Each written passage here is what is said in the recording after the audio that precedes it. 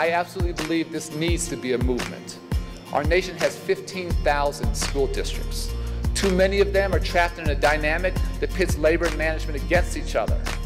That doesn't work for students or any of the adults involved, and our children deserve much better than what we're giving them. Districts and states need a new framework in which student learning drives how districts and other stakeholders train, recruit, and support teachers, implement policies, pass budgets, and align the work of reform. The point about this conference is about how do we do this kind of work together. Conflict wastes so many resources. Conflict creates dissension and confrontation and doesn't move schools ahead.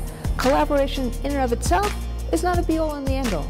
But ultimately, I've never seen a school in this country or in the world that over the long term actually works and sustains itself without a teamwork, collaborative partnership. Teachers and their leaders need to be at the table when districts are making major decisions and pursuing new reforms. As my friend Randy Weingarten says so often, you must do it with teachers, not to them. The status quo is conflict. We know how to do conflict. If we really care about helping kids, we need to work together. We need to mine the resources of classroom teachers who know what they're doing day in and day out, and we need to use their savvy to work together to help move kids forward, particularly in these tough times.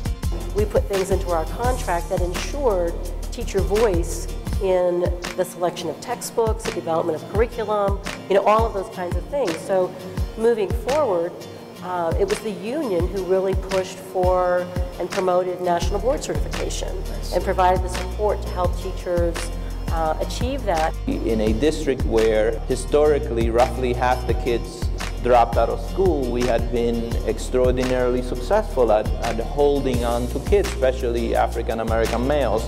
Outcomes in standardized tests had improved. That could not have happened if the union had not been flexible enough at different points in time to work to make it work. I have to know that I can call Liz, and Liz is going to give me a direct answer on what's happening throughout the system. I have an open communication with many of our board members. Actually, I go to coffee at least once a week with a board member to talk about what's happening in Douglas County and how can we make it better. It's actually an honor. I was quite excited that, first of all, that it came to Colorado, but also that Douglas County was one of the districts that was highlighted. We've done a lot over the past several years to show our collaborative efforts through performance pay, through developing waivers in order to license and endorse our own teachers, and now moving on to the teacher evaluation system. So it's an honor to be able to present today. Growing the best teachers is interesting how the CEO looks at how they thought about it and how we thought about it as teachers. As one thing I'd say about this district, they value teachers.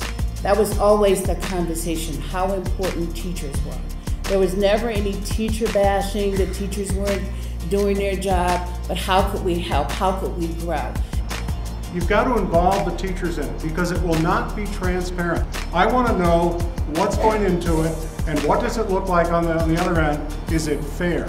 As a district and as a union leader where we've had a long history of collaboration and it's meant a lot, it's brought a lot of value to our district, it's good to see the Secretary of Education recognize that value. I believe is going to be one of the most powerful mechanisms to create reform. Have Secretary of Education, the President of the United States, our AFT leadership, and our NYSET leadership all on board helps those of us in the locals where collaboration works, allows us the opportunity to try new things.